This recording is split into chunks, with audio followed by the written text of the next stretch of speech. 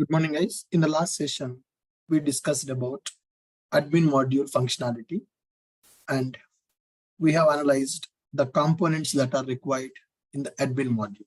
So from today, we are starting the coding part for admin API. So in the admin API, as we discussed, login functionality is available. Forgot password functionality is available.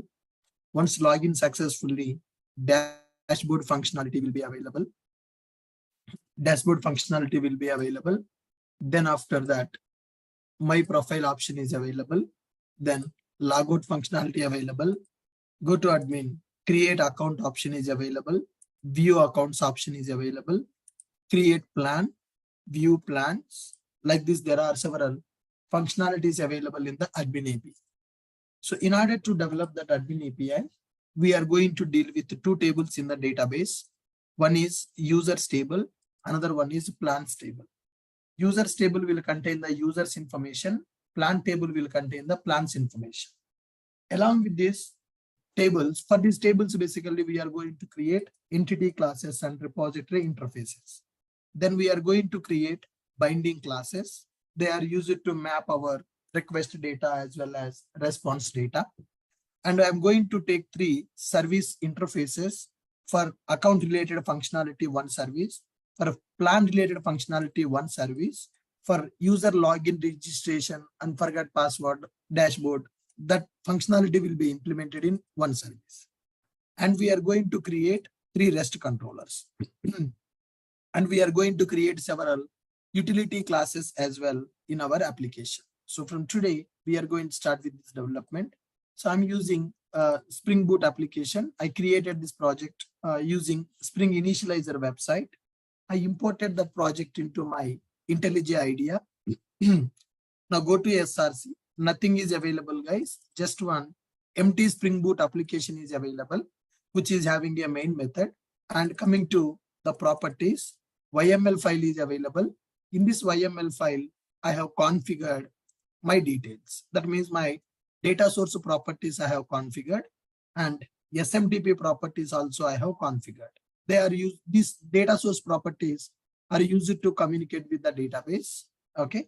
And SMTP properties are used to send the email from our application. For this application, I have created a new database with a name called IES. As we are developing IES application, I created a database with a name called IES. I'm using that IES. Then I'm checking the tables available in the IES.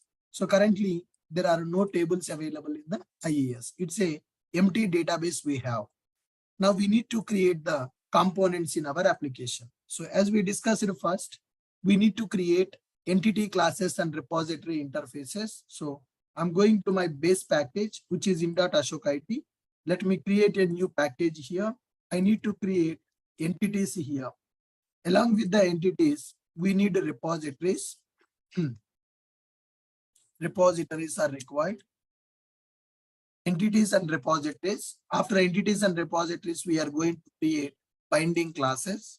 Let us create a new package for the bindings. Right? Then after, we are going to create the service interface components. Right click new package dot service. Service interfaces and IMPLs will be available in that. Then next one, REST controllers are required for our project. New package dot REST I'm creating. REST controllers will be available, and we are having some utility components. For the utility components, so here I'm creating one new package with a name called constants. So constants will be available in one package, and I'm creating another package called properties. All the properties will be available. A properties class will be available in a separate package. So I'm going to use that properties for that. Then next one, email utils will be available. Config will be available. So let me create one package called config package. So in.ashok IT new package. I'm taking this as a config package. Then next one, new package. I'm going for utils, and I'm going for a package called exception. Exception package will be available. So these are the packages we are creating in our application. So admin API application is available. It is basically a start class, which is the entry point for our boot application execution. Right. Then along with this start class, we have created several other packages here. I created a package for entities where I want to create entity classes which are required for our application. Then I have created repositories which are used to create the data JPA repositories in the project. I created bindings package where I want to store binding classes we are using in the project. The next one, I have created service package. I have created REST controller package. Then I have created constants package, config package, exception package also. Now first let's start with the entities. So what are the entities we need? Two entities we are going to use in our application. So new Java class. So I'm creating a class with a name called user entity. I want to create a class with a name called user entity. So this is a entity class, right? Similarly, new Java class, I'm going for plan entity. So that is representing plans information. User entity is available, plan entity is available in our project. Then after entities, repositories we need to create. So for that repositories package available, new Java interface basically. I want to create user repository. Okay. So similarly, I'm going to create another repository called Java class or interface. I want to go with the interface. So here I'm going for plan repository. So two entity classes got created. User entity.java, plan entity.java, user repo.java, plan repo.java. Then after entities and repositories are completed, let's go with the binding classes. So for the bindings, we have a separate package, bindings available, new Java class. What is the binding? User account form data. User account form. That is one binding class. Next one, plan data will come in the request. So for that, I'm creating one class called plan form. Then login form data will come for our application from the UI. So for that, I'm taking one binding class called login form. Then next one, dashboard card data will be available to send the response for the dashboard. For that, I'm taking one class that is called dashboard card. Okay. So these are several binding classes that I have created, and one more binding class is required for us, that is unlock account. Unlock account form.java. So when user account is created, he has to unlock his account. For that, we are having one more binding class, new Java class, unlock account form.java class will be available. So with this, 5 binding classes we have created. 5 binding classes we are creating. These binding classes are used to represent request data and response data. The next one, we are going for service interfaces creation. In our admin API, mainly we are going to deal with 3 services. So what are those 3 services? One is related to account service. Second one is related to plan service. Third one is related to user service. So let me go for service interface, new Java interface. I'm going to take it as account service. I'm taking one interface with a name called account service. Then similarly, new Java interface, I'm going with a plan service. Okay. Then similarly, we are creating user service. We are creating user service as an interface. Perfect. Account service.java, plan service.java, user service.java. We created 3 interfaces for the service. Right. The next one, we need to create the REST controllers. As we discussed in our API, 3 different functionalities are available. So I'm going to create 3 REST controllers for that. New Java class. One is account REST controller. Okay. The next one is plan REST controller. Plan REST controller. Then the next one, user REST controller. new class, user REST controller. So like this, we are using 3 REST controllers in our application to handle the request and response. Then utility classes are required in our project. Constants are available. Then I'm going to create a Java class with a name called app constants. Okay. Then similarly, coming to properties, there is a package for the properties. So we are going to use new Java class with a name called app properties. Properties will be available into this class object.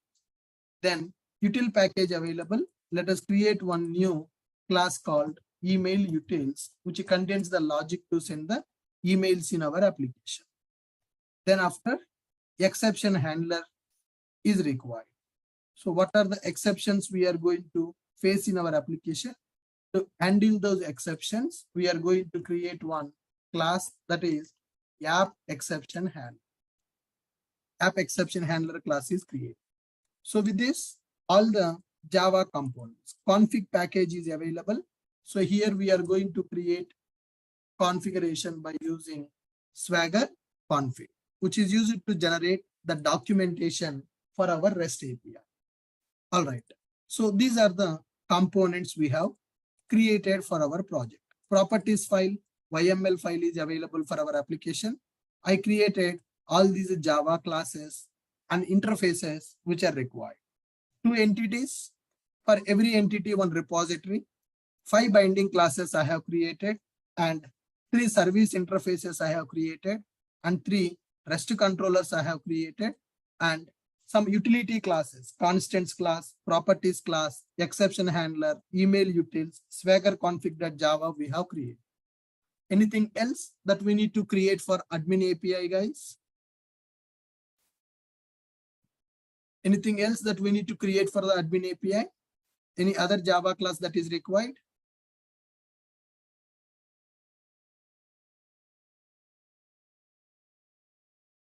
Okay, so that's fine. With this, we can develop our API. So to deal with password encryptions, that encryption dependency, we need to add it. Let me add that later point of time. So how to deal with the password encryption and all. Coming to the dependencies in the project. So what dependencies I have added? So I have added the Spring Boot starter actuator dependency I have added. Data JPA dependency is available. Mail starter is available. Security starter is available. Web starter is available. DevTools, MySQL, Lombok. Okay, very common dependencies only we have added. Nothing different here. All right. So in the real time also, we need to create all these packages in the project. So we need to organize our classes by using the packaging structure like this. We should not keep all the classes in the single package. We are going to create packages like this in our project. Got it. Next one. So the most important part, entities are ready, repository is ready, services are ready, and controllers, our classes are ready.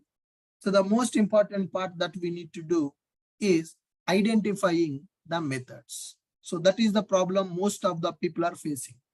What are the methods I need to write in this application, and what return type I need to take for those methods? What parameters we need to take for the methods? From day 1 onwards, I'm telling you, before you are going to start the development, you do identification, you do analysis on your application, you design the tables, you identify the classes, you identify the methods that is required for your project. Now let's start identifying the methods. Okay, so let us go to our service first, because entities are already there, repositories are there. So in the repository, if any custom method is required, if any find by query is required, we can do that during development. So first let us identify what methods we need to write in our service layer. Okay, go to first one, account service. So it is used to create the user account, create the account. So when admin is trying to create the user account here, the account form data will come, and we need to insert the record into the database, and we need to send a message, account is created successfully. So for this, we need one method here. I'm going to take the method as public Either you can take string as a return type or you can take boolean as a return type. Public string create user account. So to create the user account, we are going to get account data in the request. So to capture account data, we are having account form object. So that account form object we can take as a method parameter. We can take as a method parameter. So this is one abstract method I am writing in my interface. So what is the purpose of this method? When they want to create the account, admin want to create the account for the case worker or for the administrator. Here one more field will come, guys. Role field will come here. I will add that field and I will update it again. Here role field will come. Whether you want to create the account for the administrator or for the case worker, a role will be available to select. So when you submit this form data will come to the backend. So I'm going to write one method. That method is responsible to take the form data as a parameter, then create the account, send the email, and return some message. Whether account is created, when account is created successfully or not, account is created or account is not created, we can return that as a return type. Either you can go for string as a return type or you can go for boolean as a return type also. Anything is fine. So if I take boolean as a return type, I can return true or false value.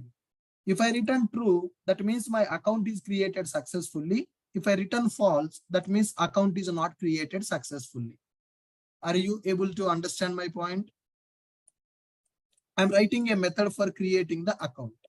So when you are creating the account, you understand the functionality. You understand the functionality. Form data will be available. Form data should go from UI to backend. In the backend, we should have a method which will take that form data as a parameter, insert that data in the database and return true or false. True means account is created successfully. False means account is not created. Okay. Then after creating the accounts, there is an option called view accounts. So there is a method which is responsible. There should be a method which is responsible to retrieve the accounts from the table and display. So for this, we are not going to take any input. When you click on view accounts, you just need to retrieve the existing accounts and display here. So for that, we are going for collection of user account forms. Okay, user account form is available. User account form is available. So here, public list, user account form, list of user accounts will be available. Create user account, fetch user accounts. Okay, fetch user accounts. For this method, I'm not taking any parameter because admin just click the view accounts. That's it. It is not taking any input. It is just giving only output. In the previous method, form data will go as an input, success message will come as an output. That's why in the previous method is having a parameter and method is having a return type. Because so this operation is having input and output. When you click on submit, form data will go as an input and success message will come as an output. So when your operation is dealing with the input and output, request and response, so parameter is required, return type is required. But when you go for view accounts, you just need to retrieve the existing data. No need to send any input. That's why my method parameter does not have any input. It is having only return type. Why I am taking a collection object here? More than one account can be available in the system. So to represent more than one object, collection is required. That's why I'm taking return type as a collection. Fine. Create account method is available and view accounts method is also available. Then after viewing the accounts, user can edit the account. This delete option is a hard delete, guys. I will remove this functionality. So that day also I told we will have only edit, update and soft delete, activate, inactivate functionality will be available. Hard delete will not be available. I will remove this. Okay. Edit functionality is there. So when I click on the edit icon, that particular account data should come in the editable mode. How to bring the account into editable mode? Which account do you want to get into the editable mode? If you go for view accounts, which account they are trying to edit, based on the account ID, we will get the record into editable mode. So account ID we will give as input, account data we will get as output. That is the analysis, right? You need to do. So user accounts are displaying. User accounts are displaying here. When I click on the edit icon, that particular record should be editable. So how to identify which record they are trying to edit? So account ID we will give as input, account data we will get as output. Based on that, we should write the method. Public, one user account data we need to display in the editable mode. User account form. Okay. Get user account by ID. So I'm taking integer account ID. I'm taking integer account ID. So what is the purpose of this method? This method is used only for edit functionality. When user is trying to edit the record, that user record I need to get in the editable mode and I need to display in the another page for editing the record. Once the record comes to editable mode, then user can update the record, admin can update the record. So to update the record, we can use the same method, create account, or you can use the same method to update. For inserting the record, for updating the record, we can use the same methods. Okay. This is used to retrieve the user record based on the ID for editable functionality. Okay. For editable functionality. Are you getting my point? Then after, either you can activate the account or you can deactivate the accounts. Hard delete will not be available, guys. Soft delete will be available. Either I need to activate the account or deactivate the account. So to activate or deactivate the account, so I need the account ID and I need the status, whether I want to activate or I want to deactivate. So here I'm going to write a method, public string. I want to return a message, public string.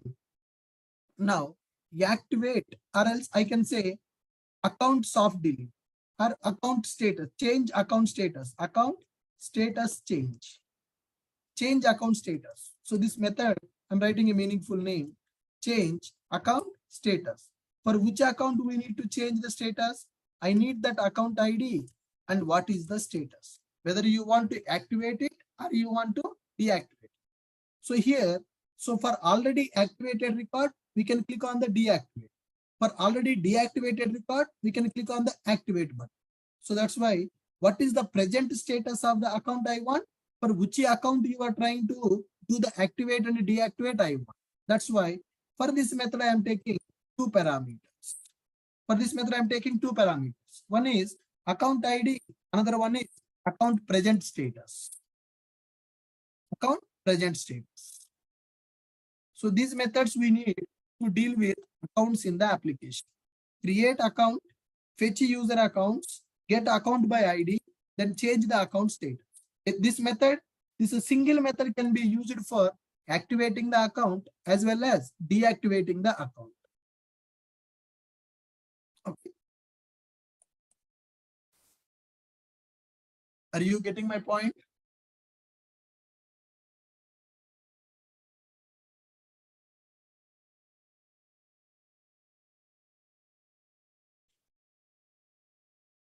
Are you guys getting my point?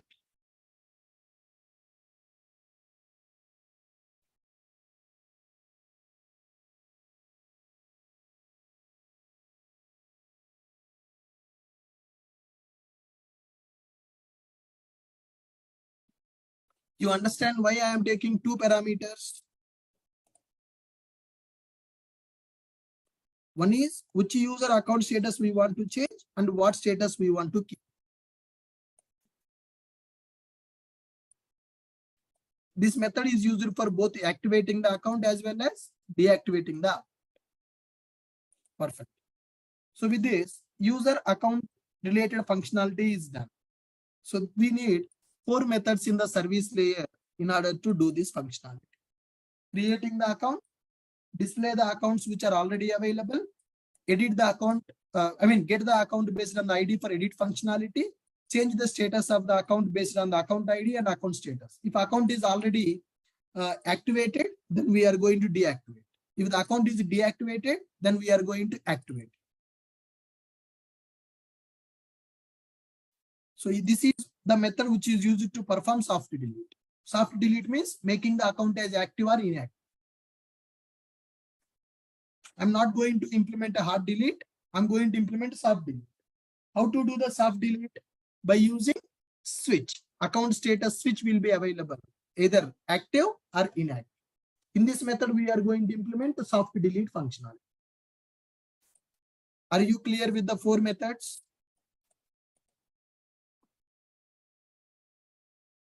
Are you guys clear with the 4 methods that we need for account management? Yes. Next one. Let us go for methods required for plan service. Plan service available.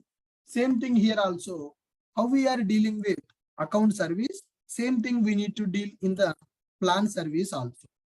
Okay. So create the plan, retrieve the plans, edit the plan, soft delete the plan. Whatever the methods we are writing for the account management, same thing we need to do for plan management also. So creating the plan, for that we need to write one method, public boolean create plan. So to create the plan form object we are going to get. That means when I want to create the plan form data will be available. The data will come to the backend as an input. So the front end data will go to the backend. So we need to capture the form data and we need to give the success message. So that's why I'm taking input for the method and I'm taking output from the method. Method is having a parameter, method is having a return type. Similarly, when you go for view plans, I need to display the existing plans here. Public list of plan form. Okay, so I can say fetch plans. No input. So here fetch accounts available. Na? Similarly here fetch plans will be available. That means if you develop account service, then same way we are going to develop the plan service. One method is used to create the plan in our system. One method is used to retrieve the plans. One method is used to edit the plan. So to edit the plan, we need the plan ID. Let's go for public plan form. One plan we will get based on the plan ID for editing. Okay, let me go for plan form, get plan by ID. Get plan by ID. Let me pass integer plan ID as a parameter. Integer plan ID as a parameter. Here also for the plan, we are going for activating and deactivating the plans. We are going to activate and deactivate the plan.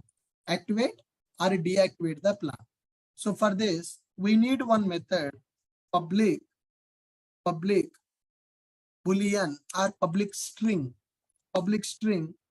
change plan status. So integer plan ID string status. So what status you want to update for the plan? For which plan you want to update the status? Which plan you want to activate? Which plan you want to deactivate? That you can do. This is also soft delete, activating the plan and deactivating the plan. This method we are using. Okay, guys, if you develop account management, similarly, you can develop the plan management in the project. If you develop account management, similarly, you can develop the plan management in the project. Are you able to understand what are the methods we are taking in the plan service? Are you able to understand what are the methods we are taking in the plan service?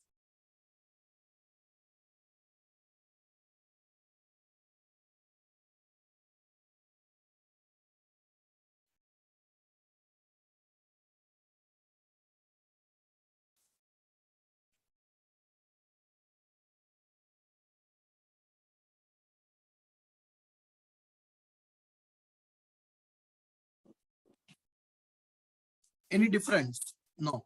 Just we are performing CRUD operations in the account management and plan management. Account functionality and plan functionality is same. Then next one, after this accounts creation, plan creation is completed, let's talk about user management. Okay, let us talk about the user management. For that, we are having user service. For that, we are having user service in our application. User service in our application. So in the user service, user login functionality is available. So we need to take the username and password and we need to verify credentials are valid or not. Based on the credentials, we will execute the login. If the credentials are valid, they will go to the login. If the credentials are valid, then they will go to dashboard page. If the credentials are not valid, then error message will be displayed. If the credentials are valid, then login will be successful. If the credentials are not valid, error message will go to the client. So for this, we need to write one method to implement login functionality. Can you guys guess what is the parameter of the login method, return type of the login method in the service layer?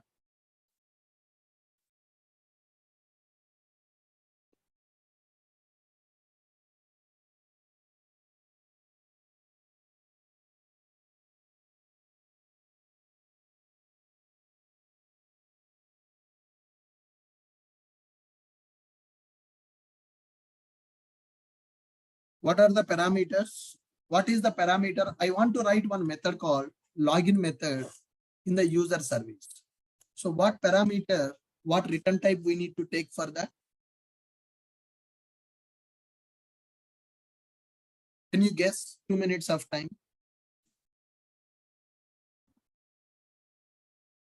Can you guess that in 2 minutes of time? What parameter, what return type we need to take?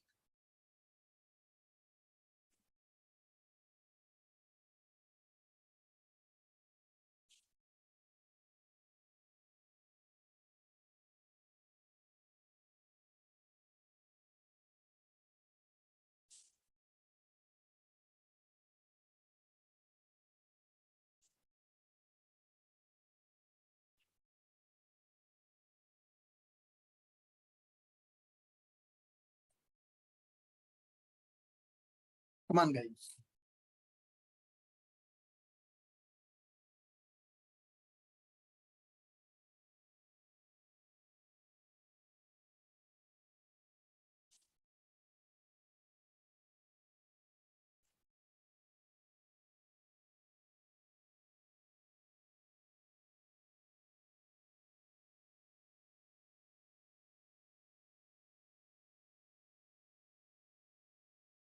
Come on, identify the method.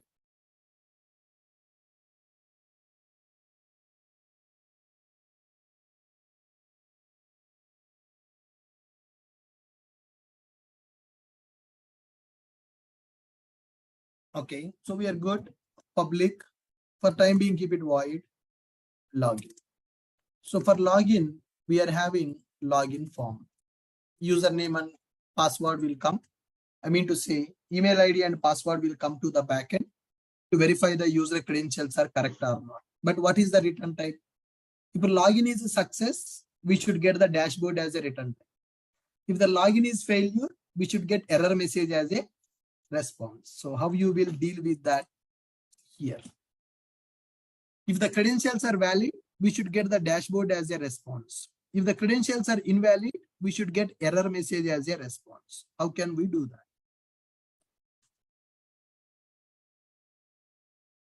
If I take Boolean, then what we can do? True or false? True means login success. False means login failure.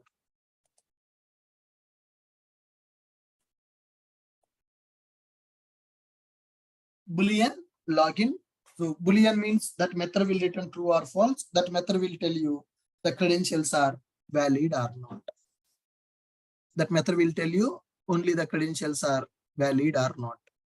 If credentials are valid, then again we need to get the data for the dashboard. If the credentials are valid, we need to get the data for the dashboard. Otherwise, we don't need to get the data for the dashboard. Okay, I mean, you can implement in multiple ways. You can take a string as a return type, or you can take boolean as a return type. You can take user object as a return type. You can do it in multiple ways. You can do that in the multiple ways.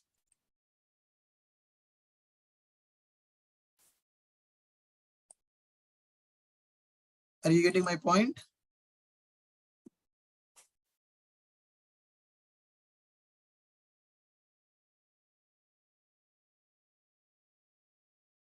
Either true or false we are going to return. True means credentials are valid, they can log in. False means credentials are invalid, they cannot log in.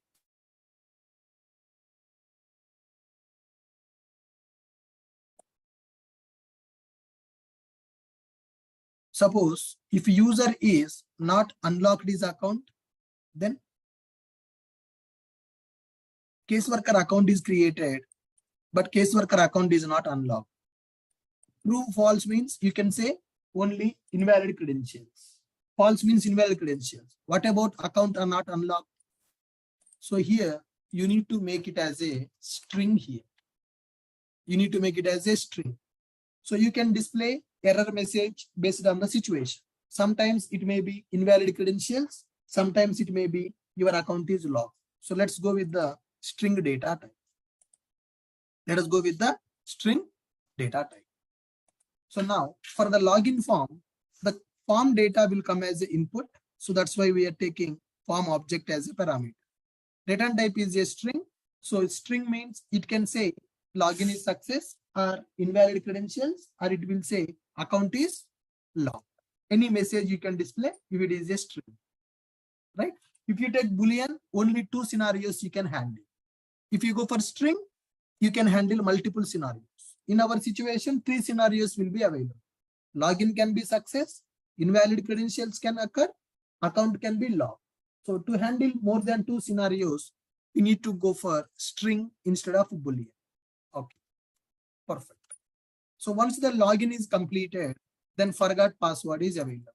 So recover password, once they give the mail ID, if the account is valid, we will send the password back to their mail ID, right? So for this, I am going to take public string recover password. To recover their password, I'm going to take their mail ID as an input, right? So I'm going to take the mail ID as an input. So they will give the mail ID. So then my method will check with this mail ID account is available or not. If the account is available, we will send that account password to their mail. Then we will display message, your password sent to your mail. Suppose if the account is not available, we will display error message saying that your mail ID does not have account in our system. Okay. So like this, I'm taking one method which is used for recovering the password. Login method is available. Recover password method is also available. Login method and recover password method is available. For the recover password method, I'm taking mail ID as an input. I'm taking string as a return type. This string will represent message, invalid email ID or password sent to your registered mail ID. Any response we can send for that. Okay. Here you can take boolean also. That is also fine. If it is true, that means password sent to your mail.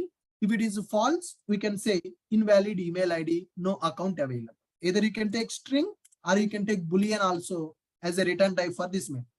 But for the login method, if you take boolean, we can't achieve our functionality. We can't achieve our requirement. So for the login method with boolean, you can't satisfy the requirement. But for the recover password method, either you can go with the boolean or you can go with the string also. So boolean means true or false. True means password is sent to his mail ID, the user mail ID. False means the account is invalid. There is no account available with the given mail ID. Like this, you can specify. Are you guys clear with this login method and recover password method? Login method and recover password method. Perfect. Then once this login is success, we should be able to get the data for the dashboard. Okay. For that, we need one method to get the dashboard data. We should have a method to display the dashboard data. So public, there is a dashboard card available to display the data. Fetch dashboard info. I want to fetch the information for the dashboard. There is no input. If login is success, based on that, we are going to get the dashboard information. We will display the dashboard information. Public dashboard card, fetch dashboard info.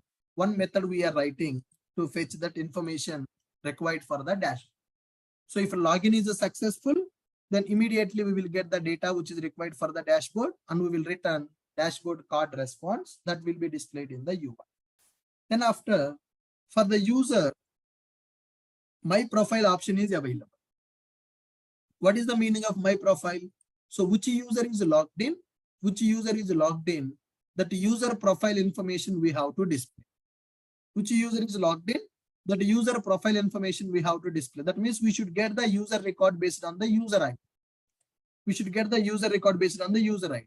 In the account service, already there is a method, get user account by user ID. So you no need to write the method once again. So what is the meaning of profile information?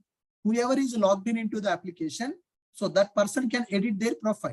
So when they want to edit their profile, we need to get the record based on their account ID or based on their mail ID. Based on their account ID or based on their mail ID, we can get the record.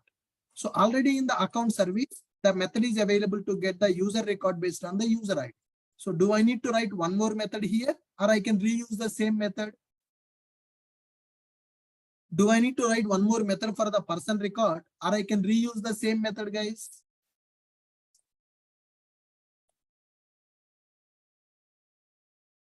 Do I need to write one more method, or I can reuse the same method? We can reuse the same method because the purpose is same, right? So in the account service, admin can edit the record. For that, there is a edit method. Admin can edit the record. So here, a person also can edit his record by using profile option. Same functionality. So no need to write the again same method in the user service. Whatever is there in the account service, we can reuse the same method when we want to deal with the profile update functionality. We can reuse the same method for the profile update functionality. That's it. So with this, our admin API can be complete. So here 4 methods in the account service. Here 4 methods in the plan service. Here 3 methods in the user service. 4 plus 4 plus 3.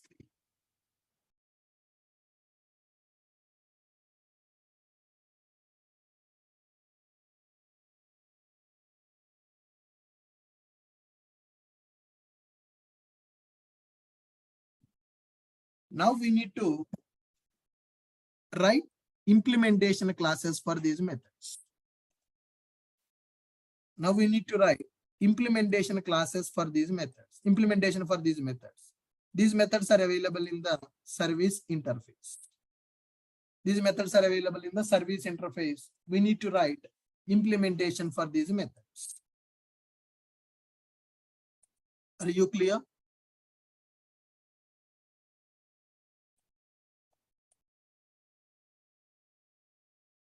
One method we forgot. Yes, correct, Iqbal. There should be a method to unlock the user account, guys.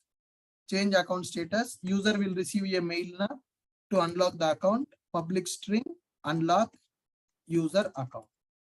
So for this, we are going for unlock account form data. Unlock account form. So we need one method which is used to unlock the user account. So when the administrator create the account for the caseworker will receive a mail. With that mail, we need to unlock the user account. There should be a method to do the unlock also. Just take the new password and update the password. Change the account status to unlock. That method is required for unlocking the account. In the account service, we have 5 methods. In the plan service, we have 4 methods. In the user service, we have 3 methods. That's it. Are you guys able to analyze this properly?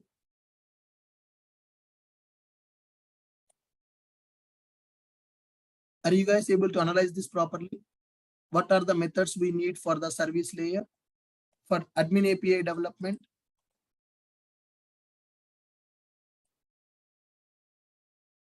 Yeah.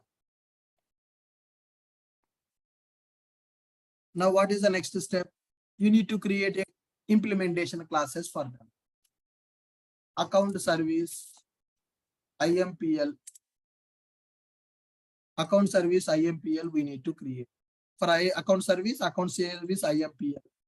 Now, new class, I need to create plan service IMPL. And I need to create user service IMPL.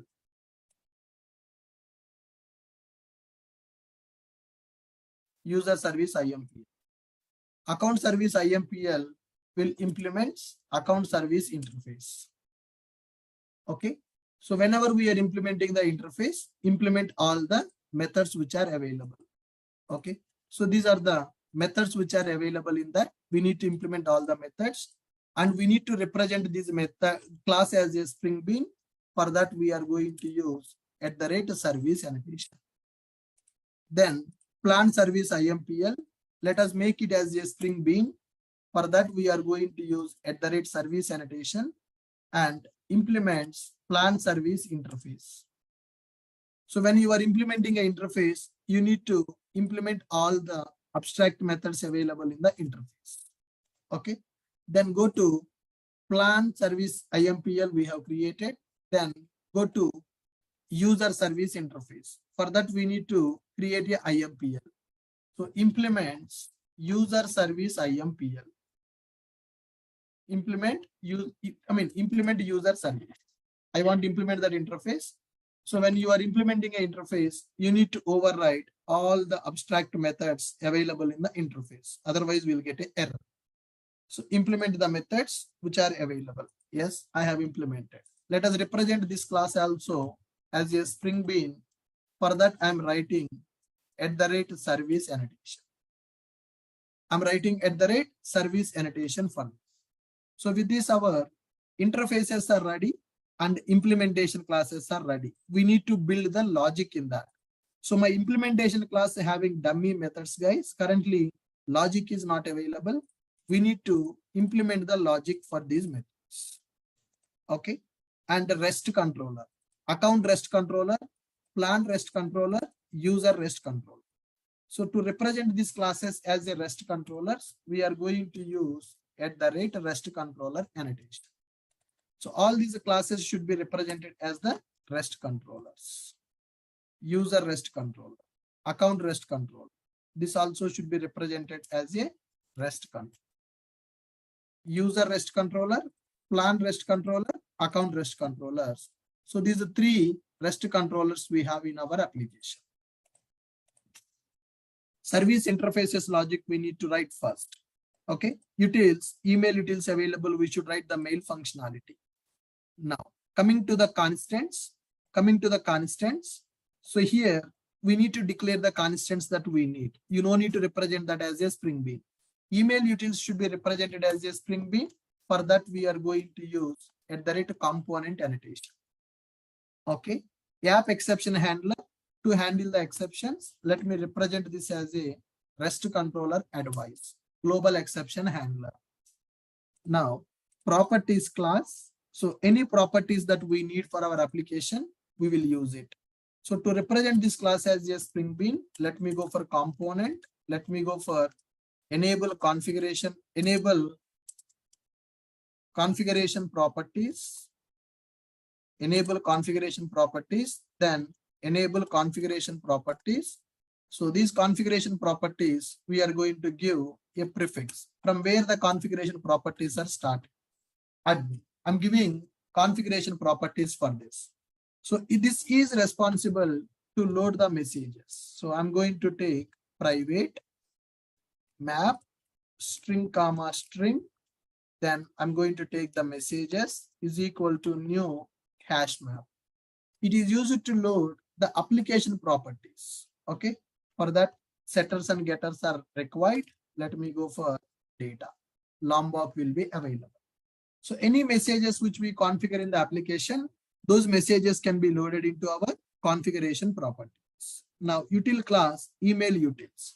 In the email utils, we need to write one method, public boolean send email. To send the email, we need subject, we need body, and we need to address. Okay, so it is going to return true or false value, depends on the requirement. So to send the emails in our application, I'm writing email utils class. Here I'm writing send email method.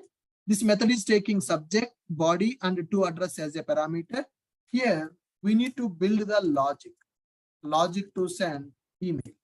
After sending the email, this method is going to return either true or false value, depends on the situation. Okay. Then service interface is available. REST controller. REST controller methods we have to write. Repositories. Repository interfaces available. Plant repository, user repository. Properties class. Exception handler. Entities available. We need to write the variables for them. Constants. Config. Swagger config. Okay. Bindings. We need to write the form binding variables for these classes.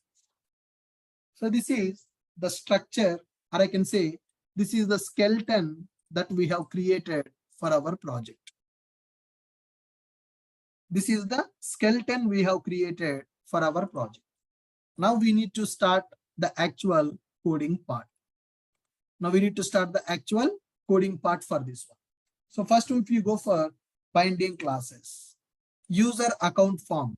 So from the account form, whatever the fields are coming, that data, whatever the data is coming, that data we need to store in the object. For that, variables are required. Okay. So for this, we are going for @setter, @getter. Okay. So @noargs constructor, @allogs constructor. Don't write @data, guys. If you write @data, then toString method also will be coming. So for binding classes, toString, no problem. But for entities, if you use toString with the relationship, you will get the Stack Overflow error. Okay. Now, user account form. So these binding classes, you can also write it. What are the variables? Name, email, mobile number, gender, date of birth, SSN. We need to declare those fields in our binding class. Similarly, unlock account, plan form, login form, dashboard part, whatever the variables are required for these classes, I want you people to write those variables in those classes. Okay. So everybody should be ready with the setup, the skeleton of the project in order to start our coding part. Anybody not able to understand what I have created? What are the packages I have created? What are the classes I have created? Especially, what are the methods I have created in the interfaces? Those are very, very important. When I am taking a parameter, when I am taking a return type, when I am taking string return type, string parameter, when I am taking object return type, object parameter, when I am taking collection as a return type, okay? So when I am taking Boolean as a return type, so all these things you should know. This is not something that you can buttify. But for this project, I will explain. Tomorrow in the company, today I will explain you what are the methods we need to write for our requirement. But tomorrow, you need to do this on your own. So you need to analyze the requirement and you need to do all these things. Nobody will help you to write the methods in your application. So as a developer, you should be able to do it on your own. As a developer, you should be able to do it on your own. Today, I'm doing this analysis and I'm writing. If you want, I can share this code also. But tomorrow in the company, that is your responsibility to identify the methods like this and write the implementation for those methods. You got my point? Yeah, people are asking, please do the code and please share the code. I will do one thing. I will create one Git repository and I will share the Git repository with you. Okay. So every day, whatever the code I am going to do, that code I will push into Git repository. Okay. You can take it from there. Let me create a new Git repository. Yeah. I'm creating this IES admin API. IES admin API I'm creating a new Git repository. So if you want to copy, you can do it, but I don't suggest you to do the copy. If you do the copy, you will not learn anything. I'm creating a Git repository. So whatever the code I have done as of now, I will push my code into Git repository. This is admin API. Let me go to Git bash. So whatever the skeleton I have created, whatever the analysis I have done, I want you to do the same. So to push our project to the Git repository, what operations I'm doing? I have created one public repository. Anybody can access that repository. Okay, fine. Anybody can access that repository. So in this repository, I want to push my project. So to do that push, I'm opening my Git bash. I'm executing git init command. What is the purpose of git init command? It is used to initialize our Git repository. It is used to initialize our Git repository. Then after, let me go for git add. Whatever the files are available, I'm adding those files by using git add command. Once after doing the git add, let us go for git status. So whatever the files that I have created, all the files are added for staging. All the files are added for staging. So once these files are added for staging, then I can do the commit. Let me go for git commit -m. This is my initial commit. Okay, my commit is completed. Let us verify the git status. Yeah, nothing is there to commit. Working tree is clean. As I'm doing the commit for first time, I will be taking the branch. I'm going to configure default branch here. Okay, then I'm going to use git remote add origin. So what is your remote branch in the GitHub? This is my remote branch on the GitHub. Git push -u origin main. So I'm keeping main branch and I'm doing the push for that. Okay, so now our project skeleton is pushed into GitHub repository. This is my initial commit. You guys can pull this repository. You guys can pull this repository. So this is our admin API. Whatever the code I'm doing in the class, I will push my code into this GitHub repository. On daily basis, at the end of the session, I will push my code into Git repository. Okay. Are you guys clear with this?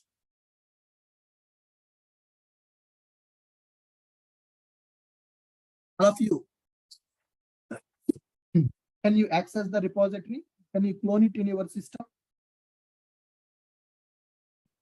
Yeah. So directly don't copy paste, guys. So that is not good. Directly don't copy paste. That is not good. You will not learn anything if you do the copy paste. But some people are asking, sir, please share the code. So for those people, I have given the repository. Every day, whatever the code I do, I will push that into Git repository. You can use it for reference, but before looking into my code, you do the setup on your own. You do the setup on your own. You do the practice on your own. All right.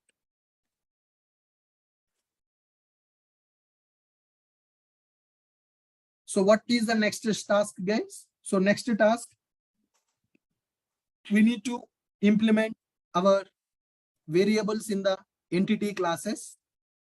I just created the dummy entities and dummy binding classes. We need to represent variables. We need to write the variables in the entities and we need to write variables in the binding classes. Then we need to implement the methods of our service layer, REST controller and all that stuff. Okay.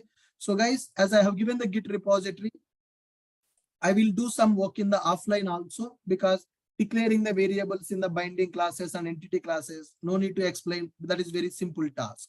So when I have some free time, I will do some work in the offline also, and I will push that code into Git repository. Otherwise, it will take a lot of time. So there are two questions people are asking. Why are you taking package for properties? Yeah. So there is a class for properties management in our application. So for that class, I'm using a separate package called properties class. So this class is related to properties in our application. Any messages that we are going to deal in our application from the YML file, I want to load the messages into the Java class. For that properties class I have created. So the properties class I kept in the separate package. Okay.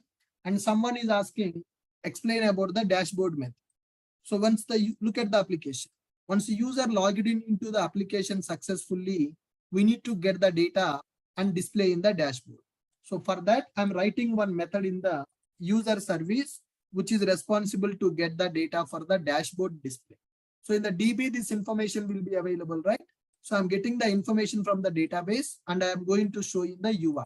So that the data will go to the UI in the form of JSON by using this object.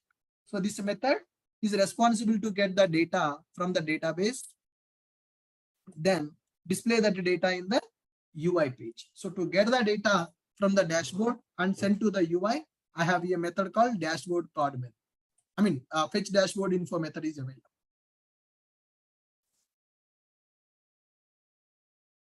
Okay, yes, ma'am. If rain is not there, I will come to the offline. If there is rain, then I will take in the online.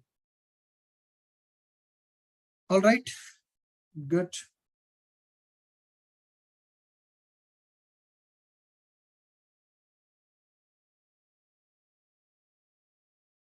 Yeah. Anybody having any other questions on this? Anybody having any questions on this? Anybody not able to understand anything in the today's session? Hi, sir. Good morning. Yeah, I see. Sir, can you please share the Apache Kafka video portal links around the group, sir? Sure, sir. I forgot that. I will do that today. Okay, sir. Thank you. Dashboard card class. It is a class which will contain the fields to represent this data. Dashboard card is a binding class.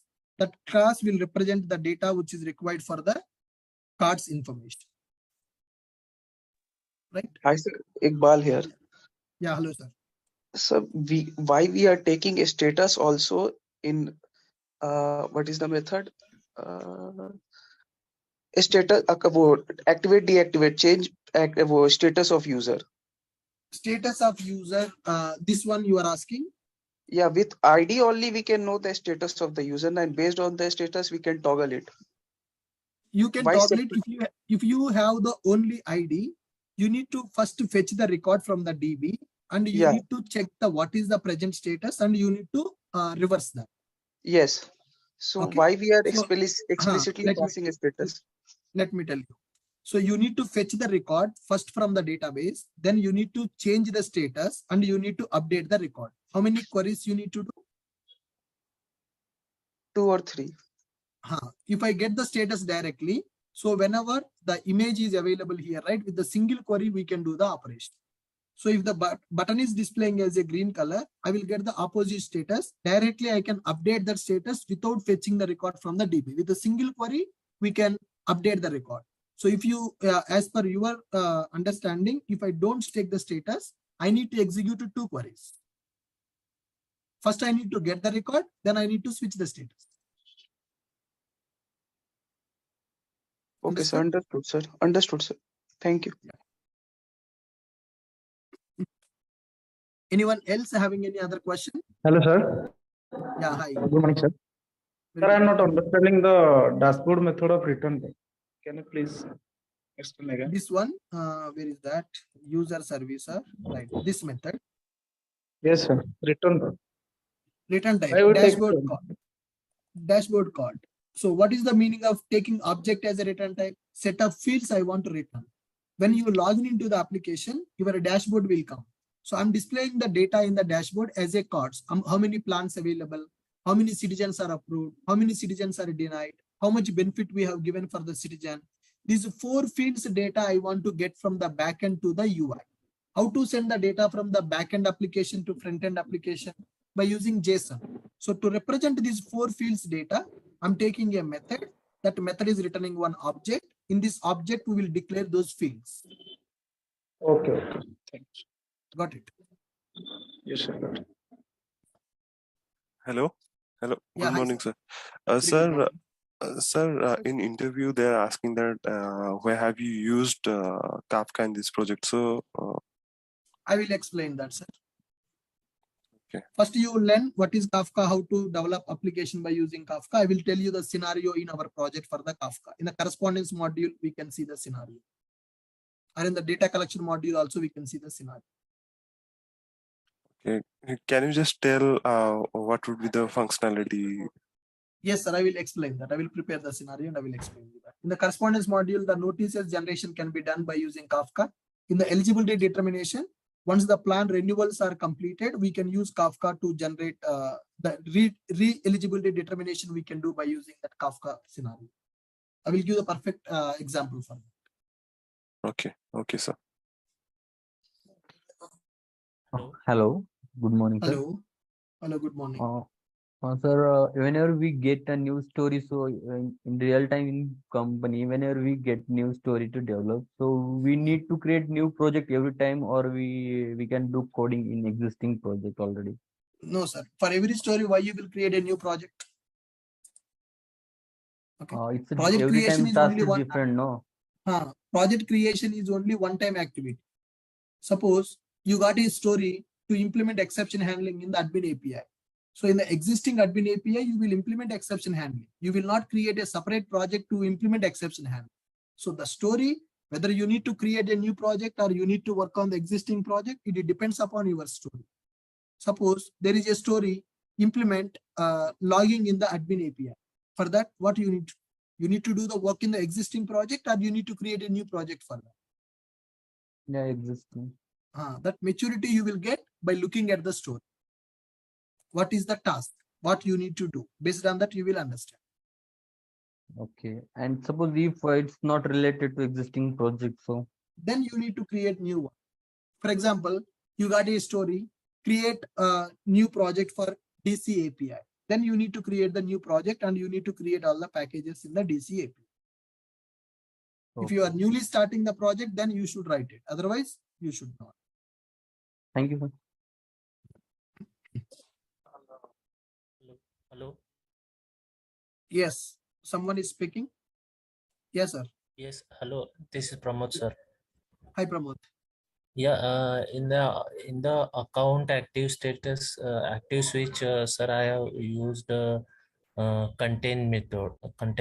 There I'm using the app constant. So by using this, if status is active, then the actually implemented in the if statement. This all.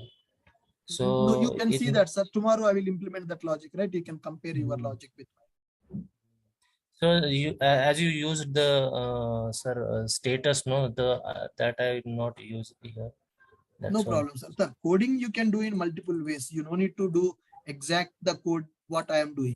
So whichever you feel comfortable, whichever is best for our requirement, that you can do. And what about roles and privileges, sir, in the admin API? Sir, we are taking the role column in the same table. So just we will make a flag, 1 or 2. 1 means admin, 2 means case 1. And privileges also we have to. Yes, right? privileges also we are going to use. Okay. That means right. when admin login, then only admin API will come. Otherwise, it will not. So based on the user logged in user, we will decide whether to display this menu or not. Okay, right, sir. Hello. Hello, sir. Sir, I have one question. As in editing functionality, just we are taking integer as a parameter, right? Suppose only one field I want to modify or update on, other field should be remain as it is. Then you need to write a custom query. Okay. And here, sir, at the service layer, what logic we need to implement? We will write that, sir. Tomorrow we are going to write the logic in the service. Sir, are you going to implement a Spring security here? Yes, sir. I already added security dependency for that. Okay. Sir. Hello.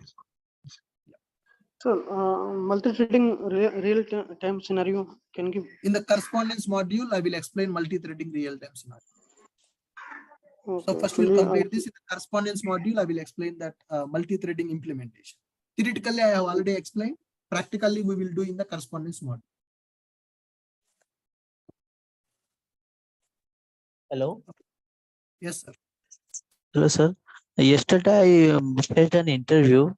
They are not asking about my project. They are not asking about the rule responsibilities. They are only asking what is at the rate Spring Boot and what is internals of Maven? Just Sir, like these company questions. company to company, person to person, the interview questions will be different, right? So some people may not ask about the project. Some people will ask only about the And project. some few Some questions, they are just taking 30 minutes of time, 4 to 5 questions. Then their internet might be slow. So they talk to me, I will connect with you. Okay. Yeah. So Then what they are the questions disconnected. that they asked you? Just post in the group so that people will also understand how the process is. Okay, sir. Sure. Thank you, guys. Hello, sir. Yeah. I have one other question. It's not related to project. For the Mhm. DevOps engineer for the 2 years, what knowledge is required? What Docker, Kubernetes, Jenkins, Terraform, Ansible, AWS Cloud. AWS, all the services are Some required. at least there are some 10 important services are available. We should know them. Okay, for the 2 years of experience. Yes. Okay, sir. Okay, good. Thank you, guys. So I'm stopping now. I will update my repository if any code changes I do in the system. When I get some free time, I will add the variables for the binding class and entity classes. I will give the update. You can do that. Please try project creation on your own before taking my code. We'll continue in the tomorrow session. Tomorrow we'll implement service layer and controllers for admin project. Thank you, guys.